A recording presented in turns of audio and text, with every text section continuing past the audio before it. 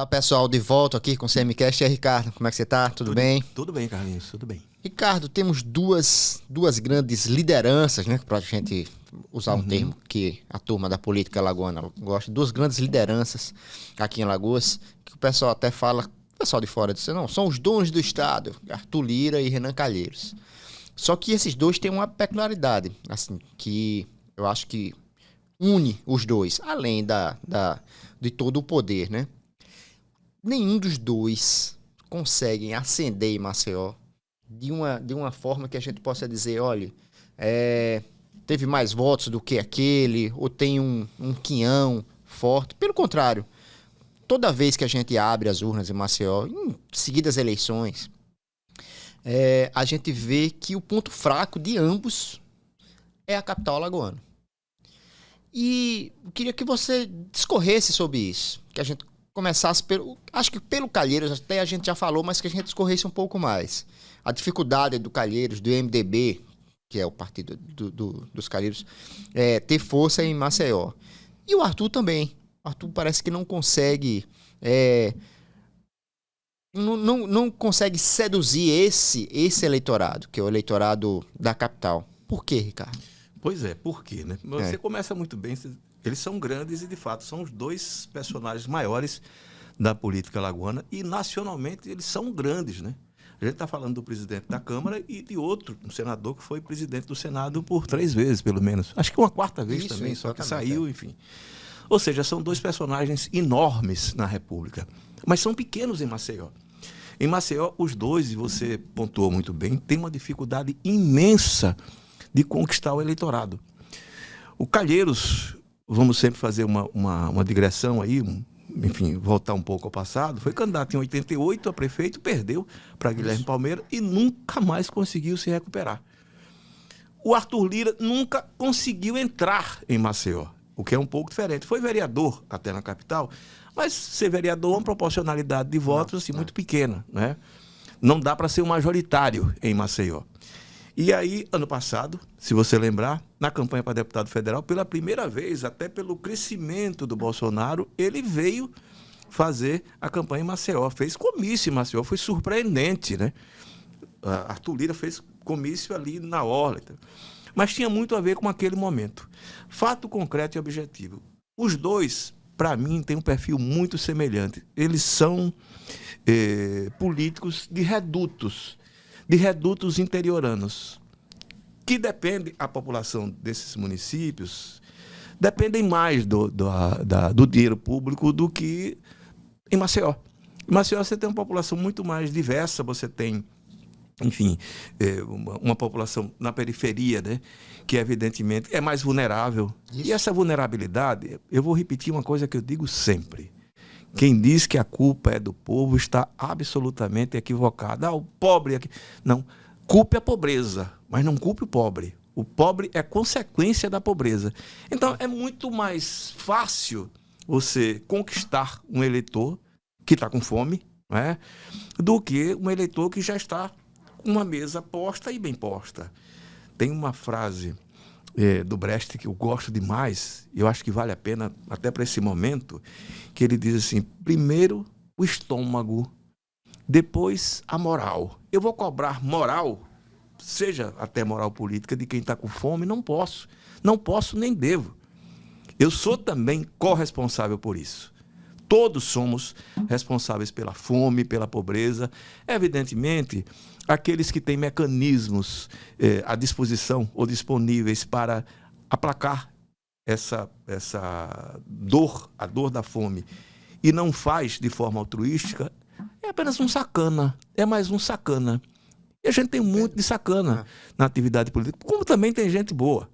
Vamos lá, eu vou sempre repetir isso, porque acho, no que eu acredito, os políticos não são diferentes do que é a média da população brasileira, do que nós somos, né? Aí volta ao carnal. Não existe governo corrupto com uma população honesta e vice-versa. Então, gente, no caso específico da rejeição aos dois, é a rejeição pesada, que inviabiliza qualquer... A última pesquisa do Paraná mostra que Renan Calheiros tem uma rejeição maior, de 51,6%. Gente, mais da metade da população não querem saber do Renan Calheiros. Em Maceió, né? Em Maceió. Isso inviabiliza, né? E 45% também não querem saber de Arthur Lira. Ou seja, 45% dos eleitores não querem saber de Arthur Lira, inviabiliza, por exemplo, se um dia o Arthur Lira cismar, que eu acho que não vai acontecer, Querer ser prefeito de querer ser prefeito de Maceió. Uma vez eu vi um comentário, eu até já falei com você pessoalmente sobre isso. Um colega da Folha, não faz muito tempo, e sempre me perguntam isso, eu acho interessante. Assim, por que é que Maceió rejeita o senador Renan? E o Arthur também, né? E no caso do Renan, e ele me disse o seguinte, eu conversei com o Aldo Rebelo, ele dizendo, o Aldo, todo mundo sabe, um cara que grande, né, na política nacional. Hoje, assim, é difícil entender o caminho pelo qual ele resolveu trilhar. Eu, sinceramente, não sei, mas também não gosto daquilo. Mas isso é outra história. O que acontece com... O Aldo disse que o Renan nunca foi aceito pela elite alagoana, ou especificamente de Maceió, por não ser um deles. Eu acho isso uma estupidez, uma estutice. Também acho. O Renan, gente, é da aristocracia rural aqui. Ele não era usineiro, mas a família remediada de plantador de cana. Mas não é por isso. Eu digo, olha, tá certo, você está me dizendo isso. Eu queria saber do Aldo, se você tiver contato com ele, pergunte por que Cícero Almeida, um radialista vindo da pobreza, sim, de fato da pobreza, conseguiu se eleger 2 vezes prefeito de Maceió. Pelo conservadorismo do eleitorado. Se é pelo conservadorismo, como explicar? Cátia Borne e Heloísa Helena disputando uma eleição para prefeita, as duas, né? Chegaram no segundo turno. Mulheres e de esquerda. Então, peraí, né? Não é, esse argumento não convence. É um conjunto de coisas, eu acho que, basicamente, pela semelhança do perfil de ambos. Eles têm o perfil de coronel. Eles, quando aparecem na mídia, eles falam, né? Quando aparecem em reuniões com seus aliados, que eles não têm aliado. Os dois não têm aliado, eles têm subalternos. E são tratados como subalternos quando eles não estão precisando, naquele momento de um aliado político, um prefeito. Não, é subalterno. Eles são senhores e continuam agindo como senhores. Não é por acaso que sempre que um deles sai do poder, aqueles aliados abandonam, vão embora, né? Não fica ninguém ali perto. O Renan, quando perdeu a campanha para governador, e ele já era enorme, né? Aqui era o líder da presidente da República no Congresso, coincidentemente que era o Collor, mas quando eu saí não ficou ninguém. Ninguém aqui, foi um ou outro mais próximo que ficou ali, inclusive para ajudar na feira. Para ajudar na feira do senador Renan Calheiros, que acabou aquela eleição devendo a Deus e o mundo. Mas isso é o passado. Fato concreto, o eleitorado de Maceió ele sempre foi mais rebelde. Ele está votando majoritariamente à direita, como fez agora na eleição do presidente da República. E a gente precisa entender também que nem todo bolsonarista é um tosco, é um sujeito bruto e de extrema direita que defende ou pega, mata e come, né? Eu sei que tem muita gente que eu não sabia, né, que era bom de gatilho, né, que virou CAC, né? E virou uma moda essa história, né? O presidente da Assembleia vá na Assembleia Legislativa e pergunte quantos deputados ali são CACs. Lulistas, viu? São lulistas. E não são. É uma grande hipocrisia monumental. Não, eu vi uma rede social de um CAC desse e tem políticos ali desfilando, passando pelo CAC. É político, juiz, né? Enfim, isso é uma outra história. O fato é que o eleitor de Maceió não vê com simpatia aquele perfil coronelista de Calheiros e de Arthur Lira. Não vê. E reage a isso. O tom com o qual eles se dirigem, né, aos eleitores locais, é de ordem, né? O cara se senta na cadeira, mas o cara quer mandar em mim. E em mim? Vai mandar em mim, cara pálida. Porque eles são assim. E você vai vendo paulatinamente o comportamento deles, né? Quando aparece na televisão em Brasília, que ele pode dar certo lá, naquele meio, né? Mas o tempo todo eles são grosseiros, são autoritários. E os dois são grosseiros e autoritários, né? E não adianta dizer que não é, não. E eu não os coloco no mesmo patamar, porque, enfim, eu não gosto de ambos. Não tenho nada pessoal contra ambos, porque eu não tenho relação pessoal nenhuma com nenhum dos dois. Mas fato concreto. Por favor, não se dirija, e eu já tive alguns entreveiros com eles por causa disso, em tom de autoridade. Eu não dou direito, e eu acho que o eleitor de Maceió, em regra, né, de classe média ou que tem algum nível de informação, não dá o direito de ser tratado como um subalterno. Este comportamento, esta postura de ambos não passa pelo eleitor de Maceió. E não é só Maceió, não.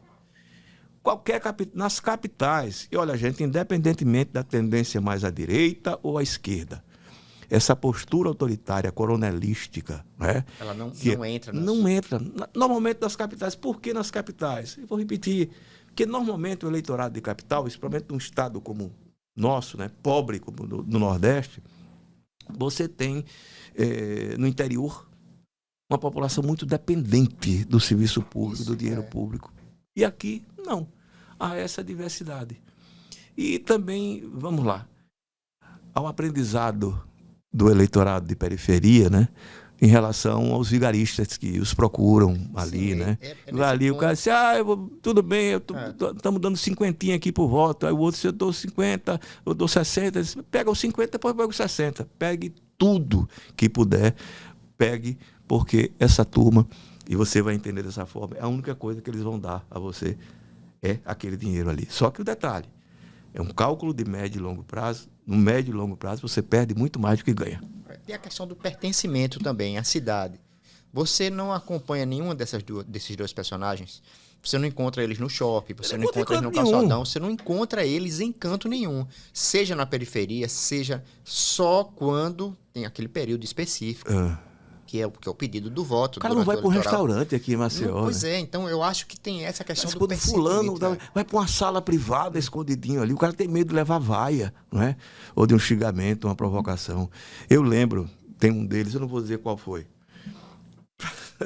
Encontrei eu correndo ali na orla e encontrei ele, fulano, você por aqui? Ele tudo eu fiz essa brincadeira. Ele estava com outra pessoa de quem eu gosto muito. Ele tomou um susto, assim, porque o cara não anda na rua, o cara tem medo de andar na rua, porque tem medo de ir para a rua e o cara xingá-lo. E o xingamento normalmente é merecido. Mas deixa para lá, se fizer isso com educação, você pode dizer as piores coisas num tom baixo e, enfim, sem ferir os ouvidos de ninguém. Mas diga, não deixe de dizer não. Pois é, então é isso, Ricardo. Eu concordo inteiramente com o que você falou. Eles realmente não frequentam a cidade. É muito, muito difícil você ter sucesso numa cidade que você não frequenta ela. Você não frequenta nem o Benito Bentes, nem a Ponta Verde, nem o Vergé do Lago, nem a Cruz das Almas, nem Guaxuma. A Barra de São Miguel não fica em Maceió. Né? Agora vai ver na Barra de São Miguel lá. Pois é, mas a Barra de São Miguel não fica em Maceió. Lá tá todo mundo, meu amigo, você é um irmão, Carlinhos, você é um irmão. Mas é isso, daqui a um ano a gente vai ter uma nova eleição municipal aqui em Maceió. A gente vai ter mais dados para analisar. E o grande desafio dos candidatos deles é se descolar do padrinho. Sim. Né? É o candidato do Arthur se descolar do Arthur e o candidato do Renan se descolar. Se o cara tiver o carimbo, o candidato do Renan, o candidato do Arthur, é um risco muito grande de perder as eleições. No caso do Calheiros, desde 1988. É só pancada. Pois é. E todo mundo que... O Arthur não, que nunca teve peso, né, nas eleições de Maceió, diga-se passagem. Nunca. Quase todo candidato a prefeito de Maceió que pegou o carimbo do governador acabou se dando mal. Mas lembrar que Cátia Borne foi prefeita 2 vezes. Mas aí há um tempo atrás, né? E essa frequenta a cidade. Ainda vai, impressionante, né? Essa frequenta. Essa não tem medo, não. Não, essa frequenta a cidade. Por mais que haja um risco das pessoas. Né? Não, ela sempre está. Falar que a história do salgadinho, o pessoal não esquece aquilo, Carlinhos. Por quê? Porque o salgadinho hoje é um oásis. Eu não sei por que o pessoal fala isso. O salgadinho hoje é um lugar, né? Onde as pessoas vão tomar banho. É isso. É isso. Ricardo, um grande abraço. Voltamos aí na próxima.